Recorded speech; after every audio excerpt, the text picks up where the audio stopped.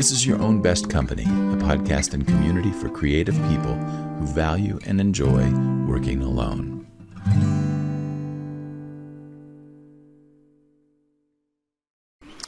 Hello, everybody. Welcome to Your Own Best Company. My name is Franklin Taggart, and this podcast was my idea. This is a podcast that's really directed to people who enjoy working alone. And my guest today is someone who has been a solopreneur for a record for 30 years, right? Tracey Burnett left a corporate job 30 years ago and went out on her own and found opportunities as she went to help people, jump into the right career, or to help people kind of figure out what they were going to do, or to help people with their marketing. And she found that she was being more and more led to help women coaches with the marketing challenges that they had. And in more recent years, she has become a go-to expert on LinkedIn. So we've got a lot to talk about today, but first I'll just say welcome, Tracey. Thank you very much for having me. I'm really glad to be here and share the knowledge I've got. Yeah, this is going to be fun. Before we jump into the LinkedIn, can you tell me a little bit about what happened that led to your becoming an entrepreneur? Because it wasn't necessarily an intentional thing on your part. It was something that just kind of happened. What precipitated it? Yeah, so I don't come from a family of entrepreneurs, not by any stretch of the imagination, but I've been working in corporate, and then I was working with a smaller global design agency, and that agency went belly up, and one Monday, bank holiday Monday in England, there was a bike arrived at the door with all the paperwork. So there I was, just sold my house actually. So I was due to move out in a couple of weeks. I just finished a relationship. So no relationship, no house, no job. So it's a pretty blank screen and blank canvas. So it was a bit of a shock. And this company was very well respected. And so a number of us got headhunted. And I thought, do I want to go back into this high-powered job in the City of London? And I really wasn't that happy about it. So a friend of mine at the time who was self-employed just said, well, why don't you start up your own business? And I thought, well, maybe. And he had a lovely flat in a nice part of London and drove around in a Porsche 911. So I thought, well, maybe I could do that too.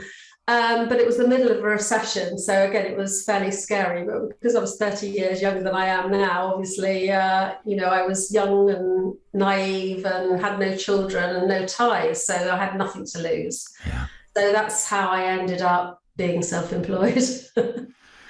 Now, for a lot of people who go into their own entrepreneurship, their own line of work, their own business, after being in corporate for a few years, most of them don't experience the level of a success that you did as quickly as you did. Can you talk a little bit about what were the things that lent themselves to your success relatively quickly? Yeah, it was really quick. I mean, this is, as I say, 30 years ago, and I turned over the equivalent of nearly $500,000 in 2 years. Yeah. And I used a process really that I still use today. Obviously, it's been refined over time. But I had, bearing in mind that it was a recession, bear in mind that I had corporate experience. I was fairly high up in marketing departments of like Unilever and Barclays Bank. Yeah. And what I'd seen in this design consultancy was there was a lot of high-level creatives, award-winning, design directors, creatives, designers, who had thought in the 80s when the market was booming and the level of fees that this company was charging, they all thought, hey, we can do this for ourselves. So what had happened is they probably partnered up, or they got a small team together, They started a small design agency, and everything was going great guns until the recession of the late 80s, early 90s hit. And I sort of recognized that, and I recognized the fact that I had been a director of a small, well, so say small, it was a subsidiary of a global design consultancy that had a very good name that any designer in the UK would have, certainly in the UK, would have known. I had that corporate experience, and I had obviously the passion and actually the drive, because I had no money coming in when I first started. And that's just the start of that was the start of my journey, really, having the right market, the right message, and the right background, and being able to communicate all of that to help them get into corporate companies, corporate marketing departments. That's just amazing. It's like you found your niche and you were able to run with it really quickly. Yeah, I think that is one of my superpowers, I think, because I can see it with clients, even, obviously I've done it 1,000,001 times since. Yeah. I can see things quite clearly, because I suppose it's easier when it's not for yourself, mind you, because when I do business revamps now, I always have somebody to help, because it's always useful to have somebody looking in from the inside. Now, what kind of clients are you working with now? Okay, so now I work with coaches and consultants, small startups. By and large, they're women. I do have some men clients. They're in Europe and America in the main. Okay. And they're all basically very ambitious people. They want to grow their businesses. To have your own business and be your own company for 30 years. Can you talk to us a little bit about what have been the secrets to your longevity? Because a lot of businesses, small businesses, last 3 to 5 years, and then they say, this isn't what I thought it would be. I mean, I probably need to try something else or go back to being employed or whatever. The 30 years of longevity in a solopreneurship is really, I think it's extraordinary. Can you tell us a little bit about what advice you would give to people in terms of how have you been able to make that happen? I think that's multifaceted, really. Obviously, in the beginning, you've got the success, so you're riding that wave. So that obviously helps if you're successful, because you just want to carry on doing what makes you feel good. Mm-hmm. In that period, I've had children as well. So I just never saw myself being a full-time mother. So I wanted to keep the business going for that. So again, that's a drive thing as well. And then at one point I was a single mom, and I did consider getting a job, but the sort of level of job that I was going to get would have taken me to the nearest city, which was probably at least an hour away. Yeah. Then it would have been long hours, because certainly at that time, when working long and hard was more fashionable than it is now, it would have taken me away from the family home for 12 hours a day.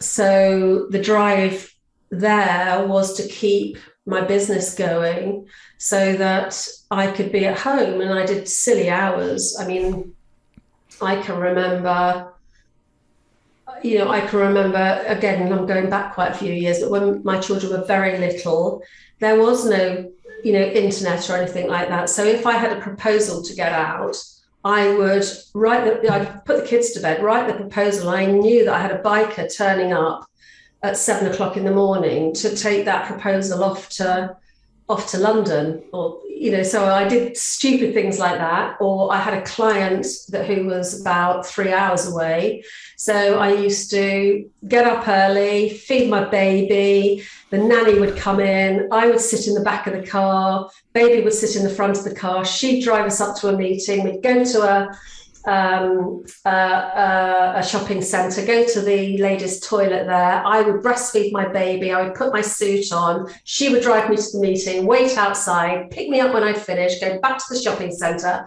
put my mummy clothes back on, feed the baby, and we'd do the same in reverse. Oh, So gosh. mad things that I do. No kidding. I could go on, but those, those two probably suffice, given we haven't got all day. Well, that's you should collect a book of those stories by themselves, I think. Yeah, maybe. And I think, once you've been self-employed for a while, you're just not employable. Yeah. Because there were times when to go and get a job just seemed like an attractive proposition. But I never did it. I think I went for an interview once actually, and I just felt like a total fish out of water, because I was sort of looking at our business thinking, oh, we could do this and we could do that and that could change. And, I was just looking at it through a totally different lens. Right. What's different about your LinkedIn approach from all of these other marketing classes that are out there?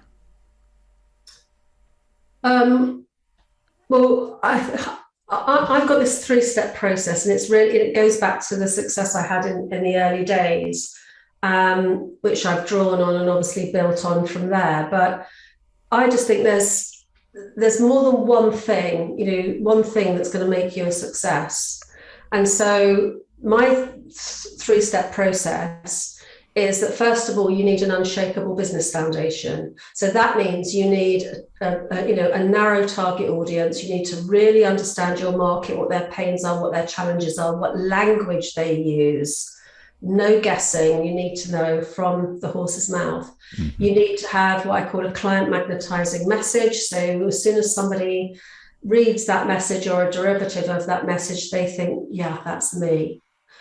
And you need to get your products and pricing right. So that's, once you've done that, that's your unshakable business foundation. And then you can go out onto LinkedIn or any other platform, really, or email, or whatever. And, armed with those tools, and you can do your LinkedIn profile. That will all be on message. All your content's going to be on message, and all your outreach in terms of new connections and direct messaging is spot on as well. Yeah. So it's the unshakable business foundation. It's the visibility and credibility part, which is knowing exactly how to use LinkedIn and how to get to your audience. And then there's no point in doing those first 2 steps unless you've got the third step, which is to maximize your sales. So the visibility and credibility part is going to bring you the meetings, get them in your calendar. But you can have, as I did actually, one client when I first started doing LinkedIn, my first client, she got 30 meetings in the first month. Oh, and I thought she was just going to be over the moon because she was going to get so much business. And so once we had a catch up, she told me that she'd got nothing at all, and just her sales skills were, literally next to zero. So anyway, that's a longer story, but yeah. So you need all 3 pieces in place, and that's why these gurus that just say to you, you're going to be turning over £1 million a month and swinging from a hammock in the Caribbean if you just take my course on how to do a webinar or how to sell on a webinar or how to do a successful Facebook ad campaign. It's all a load of BS, to be quite honest. With all of that said, I'll make sure that I heard the 3 things correctly, that the audience that you're trying to reach, that you're really clear on that you have a really, really good message to offer them that is going to, really bring them in. And then the third thing is that you just need to have your sales game together. Is that what I'm hearing correctly? Yeah. So you need to get clear on your market, have a tight niche, have an avatar.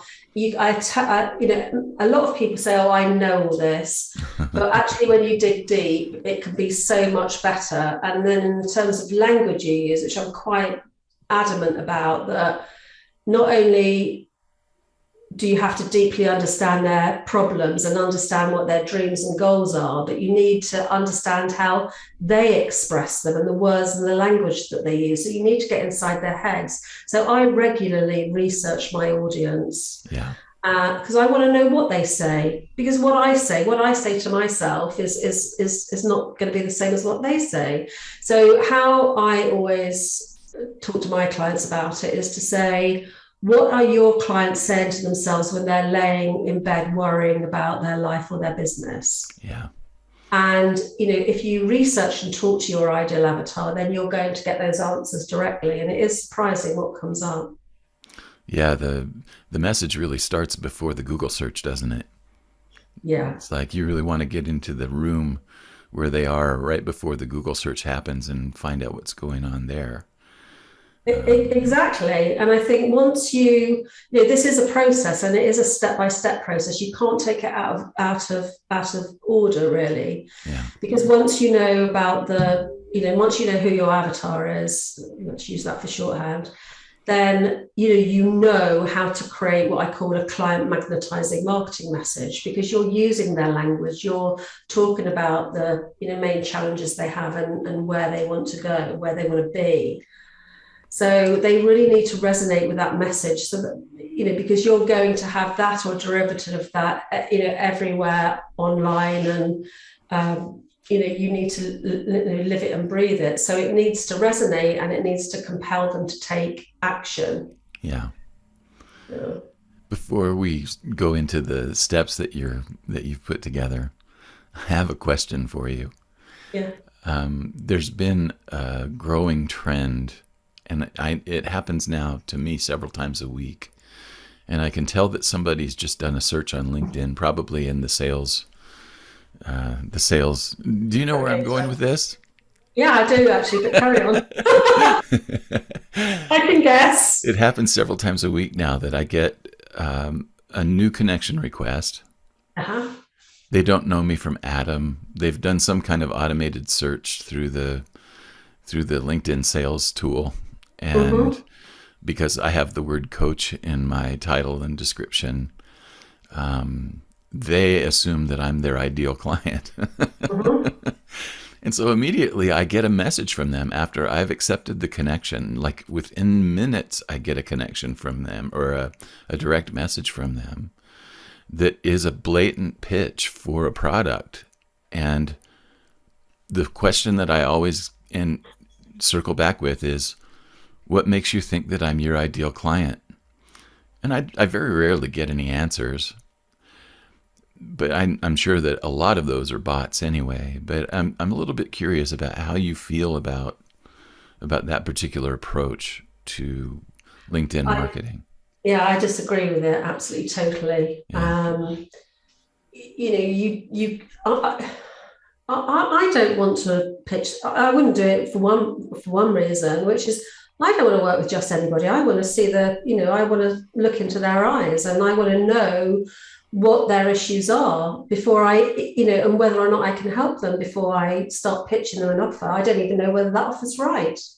So this is what I mean about having it's not, LinkedIn isn't just about getting leads at any cost and using automation. That's totally the wrong way of doing it. And there's a real kickback against that. In fact, so much so, I can send a very innocuous message to somebody. The connection message might be, hey, I post on LinkedIn 3 or 4 times a week with advice and tips on LinkedIn marketing and marketing in general, and I'd love to have your connection. So if you're interested in seeing that, and I'd be interested in seeing your content. I mean, I haven't pitched anything. I've just said I'm interested in starting a relationship. I have something that you might find useful, and I'd like to see your content and interact on that. And then I might get a message back from somebody saying, I'm okay for the minute, thanks very much. I don't need any LinkedIn marketing. So, I mean, that's like, hello, I did not pitch you anything. I didn't mention anything. Yeah. So I think that just, maybe I get one of those every 2 weeks. Yeah. And so I just send a very polite message back. And sometimes that happened a couple of weeks ago where I sent a very nice message back and the person actually apologized and just said, look, I'm going through a really hard time at the moment. And we ended up having quite a few messages come forward. So I think where you get a message back practically straight away, that's definitely automation. But LinkedIn have sort of tried to clamp down on this because there's so many automation tools and there's so many courses out there that are literally just a few $100 to do, where you can learn how to find people and how to message people. And so what has then happened is very inexperienced people have done this course and then they've gone out to the marketplace and just said, look, I can fill your calendar for, $500 a month or whatever, so it's stupid. And then it just doesn't work. Well, I liked you already, and now I like you even more. Yeah. So LinkedIn has actually clamped down on this a bit in that they, if there's two different sorts of automation. There's cloud-based software, which is safer, and then there's Chrome extensions, which are more LinkedIn are more able to track. Okay. And what they've done is they've limited the amount of connection requests you can send to 100 a week. So if, and that's what, 20 a day, is that right? 5 to 10, yeah, my math isn't great. So that's 20 a day. And so what's the point in using automation if you're going to, because anybody can do 20 connection requests a day. I reckon if you're going to do it manually, you find people, you've got to, you've done some sort of search, maybe you've got a list and you pick the top 20 people, you check out their profile, maybe check out their website and think, am I interested in connecting with them? And then you craft a very, very short connection message, probably takes 5 minutes at the outside. So, in an hour and a half, 2 hours a day, you could actually send 20 very personalized connection request messages. I could go there very easily. That's the way I like to do it. The connection is really valuable to me. And it's like, I don't want it to be something where people think that it's frivolous. I agree. Yeah. Well, why don't we just jump right in then? You've got several very practical steps here to help people make the connections that they want to make and then bring those connections into a client or customer relationship. And it's, as I look at them, they're extraordinarily simple, maybe not easy, easy, but simple. And I think one of the things that's really interesting is that these are kind of fundamental to every kind of marketing, but you've brought them around so that they're specific to LinkedIn, and I think that'll be helpful for everyone to know. So why don't you introduce the steps that you encourage people to take to use LinkedIn? Okay, so we've covered off the first two really, which is get clear on the market and the niche and really specialize. Before we go beyond that though, can you talk a little bit more about the specialization? Because that is something that I'd like to know more about. Okay, so specialization as in the target audience, you mean? Mm-hmm. Yeah. It really makes a difference because let's say, for example, you've got your LinkedIn profile and you've got your prime real estate, which is the banner, and then under your name, you've got a tagline, and then you've got the about section. So what's going to happen is that someone's going to land on your profile and they're going to see the banner, they're going to read whatever's on that, and then they're going to read your tagline. Now, with that's seconds that you've got to attract that person. So if, for example, you're looking for a career coach, then it would be good if you knew what sort of markets that they worked in. So, for example, you could be a career coach that works with C-suite, or you could just be a career coach that works with leaders. Well, that's pretty general. So then you could be a career coach that works with C-suite, that's getting a bit better. Yeah. Or you could be a career coach who works with, ambitious leaders, C-suite leaders in financial services or in accountancy. And so if you are an ambitious C-suite leader that happens to work in financial services, you're more likely to think that person is for me. And you're more likely to read on to their about section or whatever else. Yeah. So I've got one client who, there's a heck of a lot of resistance to this, to this narrowing down. And so when I work with clients, I have to lead them gently. And they are always really happy that they've done it, believe me. So one particular client, she was nervous about specializing in one sector. And she didn't do it for a while. And, I don't sort of push people that hard. Yeah. So I let her just carry on. And then she said, I am going to bite the bullet. So she's bitten the bullet, and automatically she got loads more views on her profile and more appointments. Yeah. And the other reason why you go through this exercise, which can take quite a little bit of time if you're going to do it properly, which of course all my clients do. What happens is you really sort of get into your own business, and you really sort of, it gets into your pores, and you really understand what you're offering, why you're offering it, what your big why is, what your marketing message is, what the value is. You know that person that you want to appeal to as almost as well as you know yourself. Mm-hmm. So clients, I've got a client who's an introvert, and it really made a difference to her doing this exercise, not only for the reasons I just stated, but she felt much more confident when she was doing sales calls. So that's really that, there's an additional value to that. Yeah. So I think to specialize, and the other reason why you would specialize is that it's so much easier to write your website copy or to write newsfeed posts or articles or blog posts, because you know who you're writing to. The same way is that, so you've gone on a vacation and then you want to write and tell your 80-year-old father about it, and you also want to tell your 12-year-old nephew. You would write about different things in different languages to both those markets, to both those people. So why wouldn't you do that with the market? Because otherwise you're going to end up appealing to absolutely nobody. And it's so easy to write for people as well, because you've gone through that exercise, you know what all their pains are, you know what all their challenges are, you know what their issues are, you know what their sort of surrounding life looks like, because if you're working with people who are 35 to 55, you pretty much know what life stage they're in.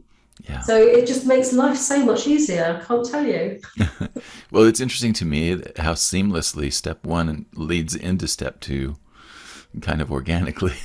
Yeah, because once and this is why I say you can't do this out of order, because one does lead into the other. So once you understand that audience, then you can create a message that they resonate with and that compels them to take the next action.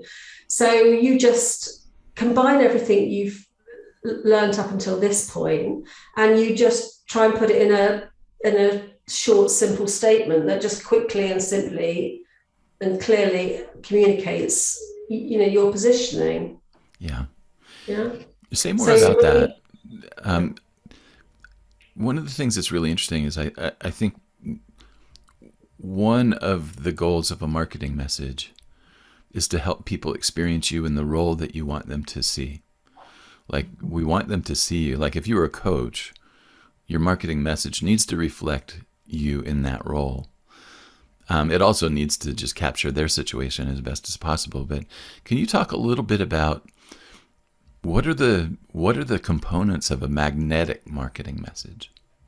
Okay, so I've got a bit of a template, if you like, for that. So okay, it would be something like go from, and then that's your pain, whatever their main pain is, or challenge or issue is, and then to, and then whatever their dream or goal is. And then while or with, and then you put the milestone that they're going to achieve, and then you put, and then without, which is, let me give you an example. Okay. So it would be something like go from too few leads and clients to having a consistent stream of clients using a proven, effective, simple lead generation process without spending money on paid ads or complicated tech or having a big list. All right. So basically, what you've got is that you're describing their starting place, you're describing their desired ending place, and then you're plugging in your way of getting them from A to B. Yep. That's clear. That's so easy, right? Yeah. And what a lot of people worry about is, certainly my clients, they worry about, they don't want to spend money on ads. Generally they're not really interested in marketing that much. They're not technically orientated. They hate doing anything with the tech side of it, and they've got small lists. Yeah. So it just puts them at ease that, if that was my tagline under my LinkedIn account, then, they would sort of breathe a big sigh of relief, because yes, she understands my problem. I don't have enough clients. 2, she's going to provide me with a consistent stream of clients. Great that she's got a proven, effective and simple process. And great, I don't need to spend any money on ads. I don't need to get involved in tech, and I don't have to have a big list. What's not to like? All the above. Yeah. Very good. So the magnetizing marketing message doesn't need to be complex. It needs to be probably just very clear and direct, sounds like. Yeah, it does. Okay. Yeah. So, when you've done that, that's all the, what I call the, that product and pricing would come into that as well. But once you've got that unshakable business foundation, you can then very easily revamp your LinkedIn profile. And LinkedIn give you an all-star rating if you've completed it sufficiently well. Yeah. So that means you need to complete practically all of the sections to get that all-star rating. But also you need to concentrate on that prime real estate, which is the banner, the tagline, and the about section.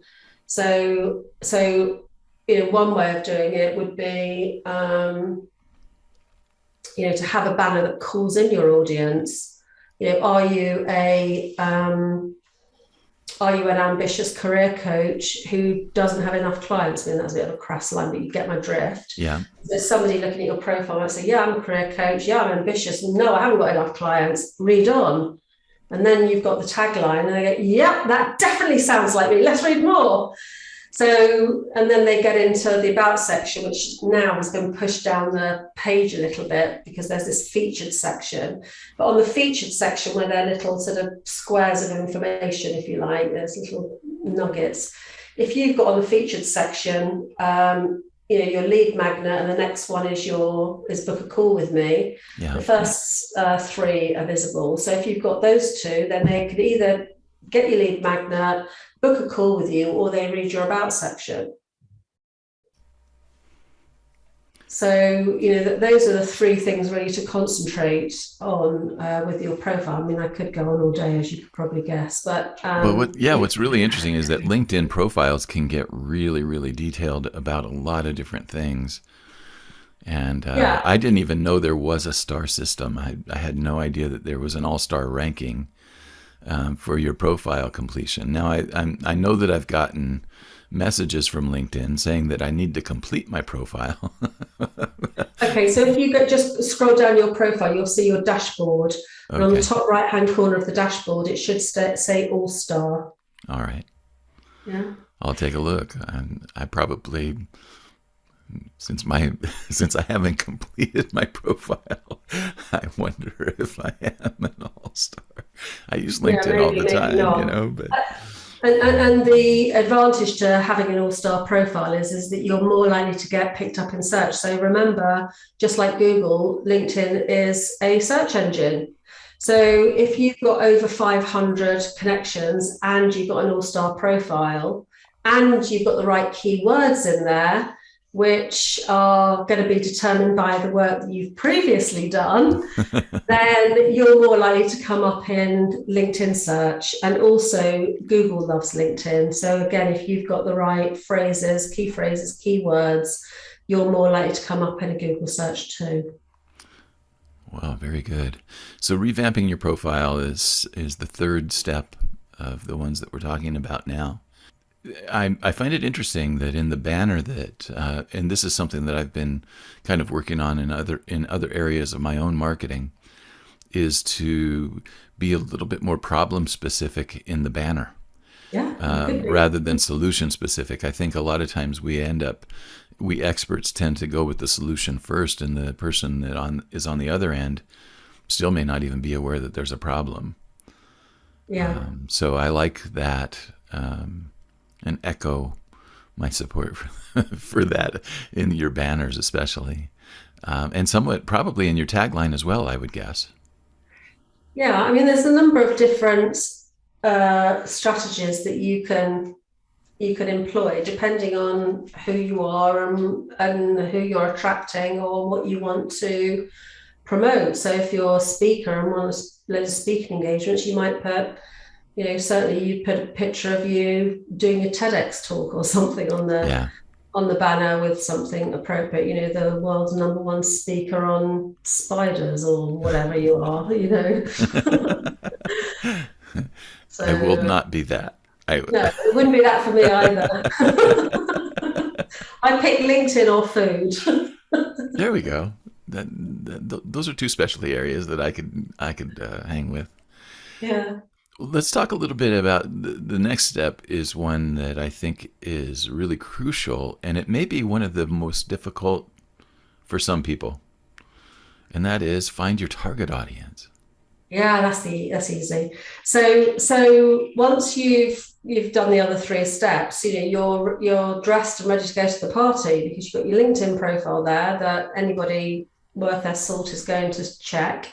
So what you do is you can promote your LinkedIn profile on your blog or on your website or on your email signature. LinkedIn actually give you a little image that you actually can use if you want to do that. Yeah. And then you can obviously do the obvious things, which are the basic search, which is the top left search bar where you just type in, I don't know, we're using career coaches, say career coach. Yeah. And you've got various numbers of fields where you can use to narrow that search. Or you can use Sales Navigator, which gives you even more fields in which to search, which is a paid for service and costs you about $80 a month, something like that. Can't remember in dollars. That seems about right. Yeah. Or if you go to the top or to My Network, there is a section called People You May Know. And when that page opens, when the My Network page opens, just scroll down and you'll see People You May Know, and you can have a quick look through there. Or there's a Who Viewed Your Profile feature. So when you're in view profile mode, you can just look for your dashboard, and on the left-hand side, it'll be on the left-hand side of that. Okay. Who viewed your profile. You get more people if you're signed up for the premium service like Sales Navigator. You're very limited if you've only got basic. Obviously, in the news feed, scroll down in the news feed. Your news feed is going to be determined by it's going to be made up of the content of your first connections, and where your first connections have commented on their first connections content. You're going to see that. And if you follow any hashtags, then you will likely see the content that has used that hashtag. So that's broadly how your newsfeed gets made up. And interact on people's posts, because if you interact on somebody's post, preferably commenting, then you will get noticed, and you can look at the person that's posted the post and also the people that have actually commented on the post. So that's one way of finding people. And the other great way of finding people is groups. So groups really aren't terribly useful. They're just dead. when you go in there and nothing much is happening. Yeah. But if, again, using the career coach example, if your market is career coaches, if you go to search and type in career coach and then click groups, LinkedIn will return a search of all of the groups that have career coach in the title. So, if it's, career coaches in financial services, then, and that's happens to be your market, you can click on that. And by definition, who are you going to find in that group? Career coaches in financial services. Pretty obvious, right? Yeah. So the beauty of that is, especially if you've got few connections. So actually, let me wind back a bit. So if you've got 300 connections, first connections, the pond that you've got to fish in is really their second and third connections, or their first and second connections, your second and third connections. Yeah. And so your pond is quite small. So when, LinkedIn don't like you connecting with people outside of your pond, but if you're a member of a group and you're a member of that group, career coaches in financial services, doesn't matter whether they're in the ocean across the other side, they allow you to send a connection request. Yeah. Yeah. So I know that groups on LinkedIn have been going through kind of an identity crisis over the last little while. And there are some changes in the way that they're used. So there are a lot of people that are still trying to figure it out. Although I have to say that my own experience on LinkedIn, that's been the most fruitful place for me to find connections and to find leads, that are relevant to me.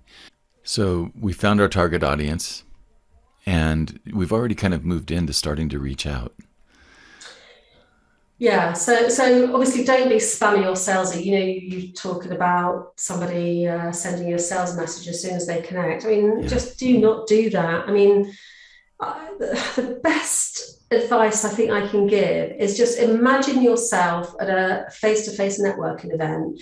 You wouldn't go up to a group of people and somebody introduces you and then you say, oh, by the way, I've got this widget. Would you like to buy it? You would feel a complete and utter idiot.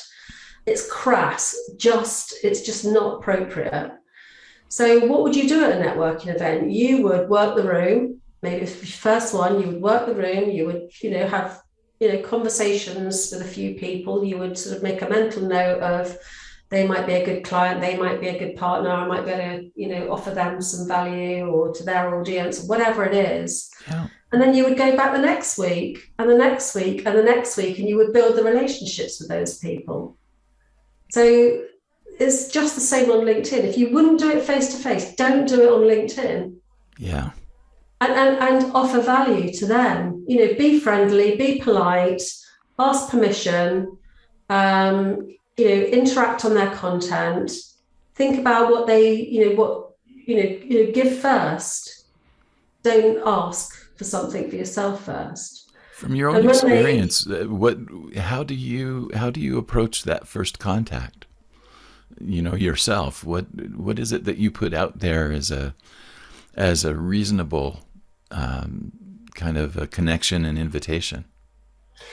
I just show an interest in them. Or sometimes I try and send a bit of a clever message, something that somebody might smile about. Because most messages say, oh, hello, I came across your profile in the newsfeed and I'd really like to connect. And you think, yawn. Give them a reason as to why you're connecting. I mean, what sometimes you just know that somebody's trying to sell you something. You look at their profile and they say, you know that you're their target audience. So one of the things that hooks me is when somebody can say that they watched a video that I put up or that they read one of my posts and it was meaningful to them. I will be their friend for life. Exactly.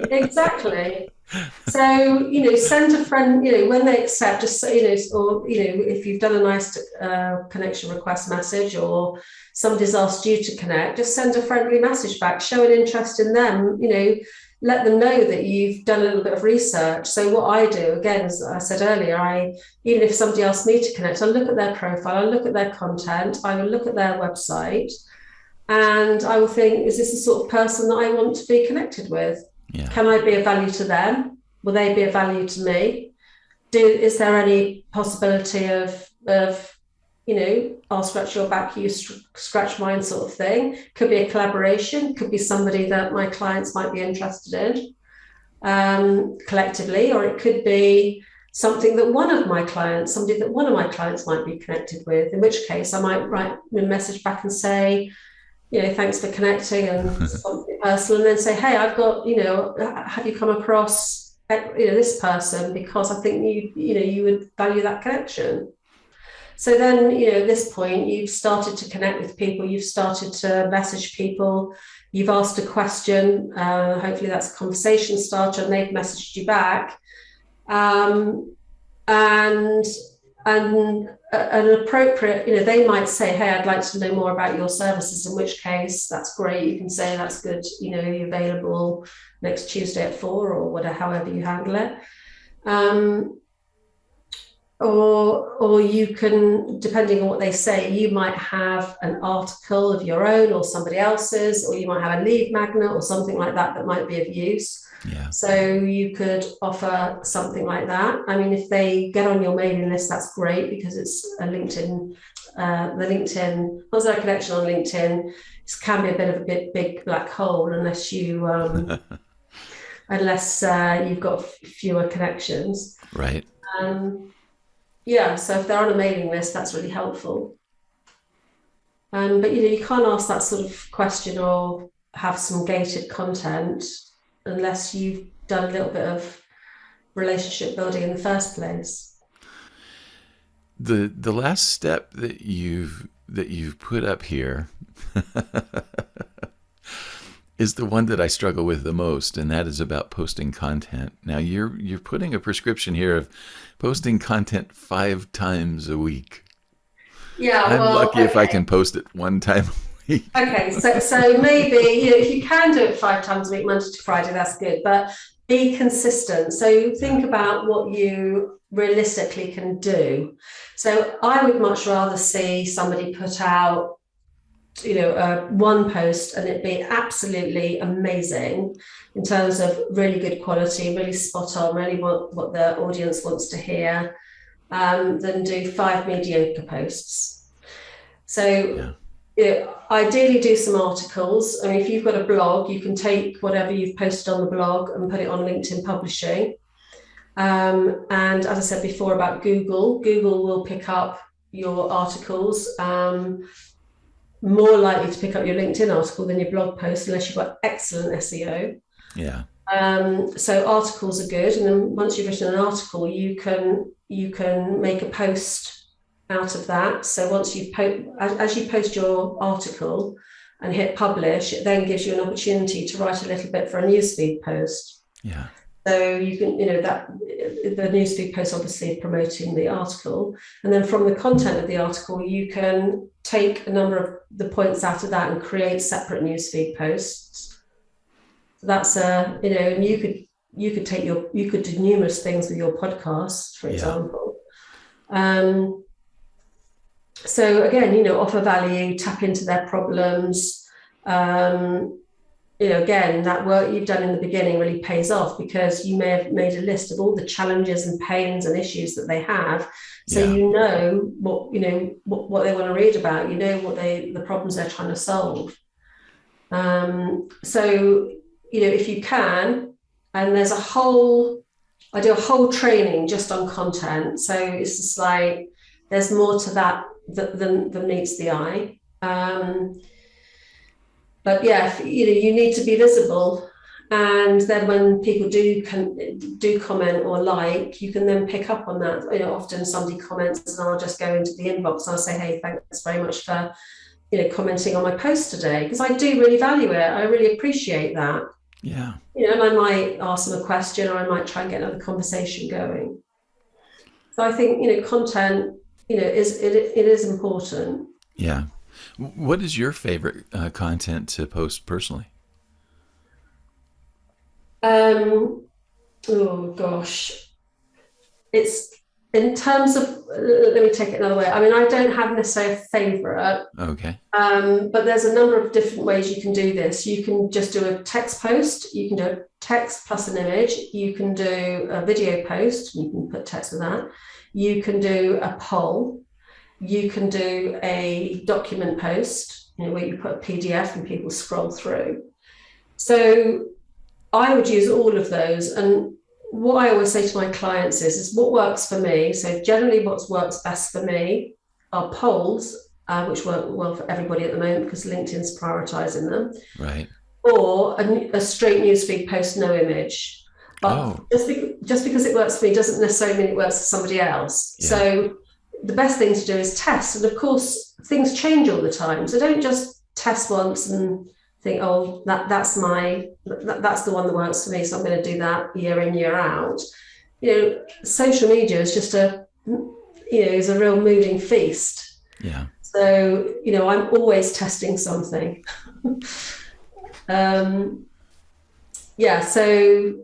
just take your pick. I mean, the document posts are more time consuming because obviously you have to put the PDF together. So it could be a PDF which is just very simple and it just says, the six things that your LinkedIn profile must have or something like that. But that is something that is downloadable directly from the post, right? It's something that they can download right there. And it's something that they'll have beyond that one reading. You're getting my wheels turning. Yeah, and also it increases what LinkedIn call dwell time. Yeah. So the algorithm will push your post further up the feed if the dwell time is good. So dwell time would be how long somebody spends on a post. So looking at a post. So obviously if they're commenting, they're spending longer. If they're looking through 6, 8, 10, 12 pages of a PDF, they're spending time. If they're commenting, they're spending time. So generally that helps. If it's a video, they'll spend more time. You're going to get less views on a video post because the views are measured differently. So the views on a newsfeed post is just somebody scrolling past your post. Yeah. If it's a view on a video, somebody has to watch the video for more than 3 seconds to be classed as a view. So that even if it's autoplay and even if the sound is off, that still counts as a view? The sound can be off, but they don't autoplay generally. Oh, okay. I don't think mine do. I think there's a setting that you can have where videos can autoplay as you scroll past them, but you've covered so much in a very short amount of time, and our time sadly is coming to a close. But before we end, I'd like to make sure that we bring people's attention to 2 things. Your website, TraceyBurnett.com, very easy to remember. And for those who are watching on video, it's right there on your screen and has been the whole time. But Tracey, could you tell us also a little bit about the special offer that you have for the ebook that you've created? Yeah, so the 3-step process that I talked about, I've basically put that into a book and expanded on that a little more. And under each of the steps, I give you an extensive action list of what you actually do to execute each of those steps. So you can just click on the link and you will get to that. Or if you would like to have a chat with me, it's just traceyburnett.com/book. And that call is, the agenda for that call would be to dig into what you've done before, dig into the problems that you're now having and really understand those. And then decide together whether or not you want to sort those problems out, and if you want to sort them out with me or you want to go off and sort them out yourself.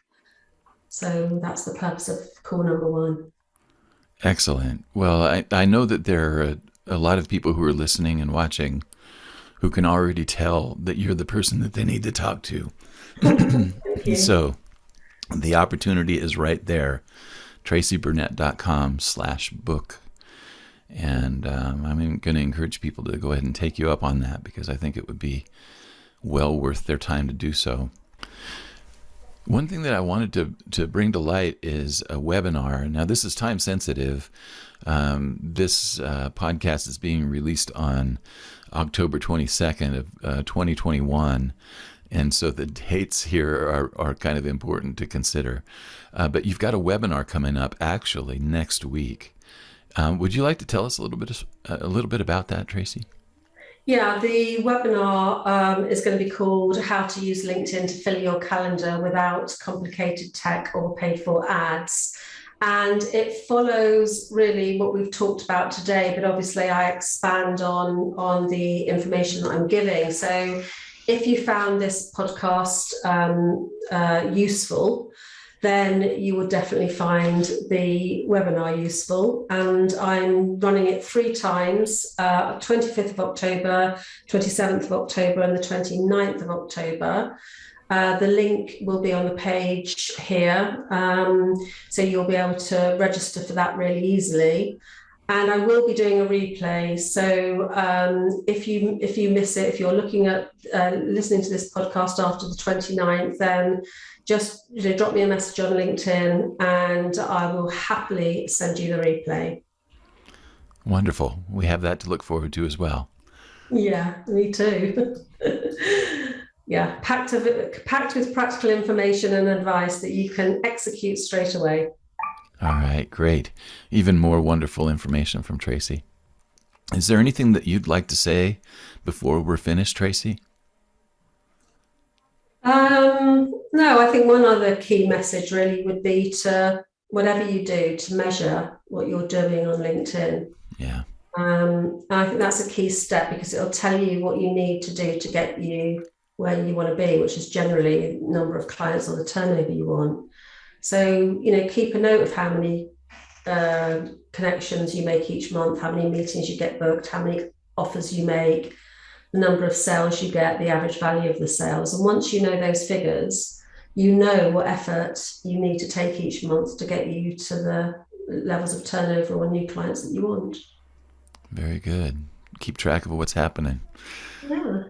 All right, Tracey, this has been really, really wonderful. I'm both personally just happy to meet you, but you've delivered such a valuable perspective here on how to use LinkedIn. And my only hope now is that your phone schedule is going to fill up really quickly. Yeah, that's the name of the game. Keep the calls coming. Yeah. Yeah. Well, keep speaking to people. I did a post a couple of days last week, I think, just saying what's the most important word in business, and it's hello. Because unless you're saying hello to people, then you're not going to get anywhere. I love it. Yeah. So to the listeners, I just appreciate you being here, and please reach out to Tracey and show her some love. I know that you can find her and follow her on LinkedIn, and her feed is chock full of wonderful information, great connection. So again, Tracey, thank you so much for being my guest. It's an absolute pleasure. Thanks very much for your time. People who work alone aren't antisocial, at least not most of us. If people think you're weird because you don't want to grow a big company and you'd rather spend most of your time working by yourself, you're just hanging around the wrong people. Your Own Best Company has a Facebook group that you're invited to join right now. We understand the urge to close the door, let your imagination run wild, and stay there until your creative impulse runs its course. We also understand the features and challenges that go along with running a business to support our solo flight lifestyles. Joining the group is free, and it's as easy as clicking the link in the channel description. So go there now and just join the group. Want to hear more where this came from? Subscribe to Your Own Best Company on your favorite podcast app or on the Franklin Taggart Coaching and Consulting YouTube channel. To get in touch with Franklin, send an email to yobc@franklintaggart.com. Thanks for listening.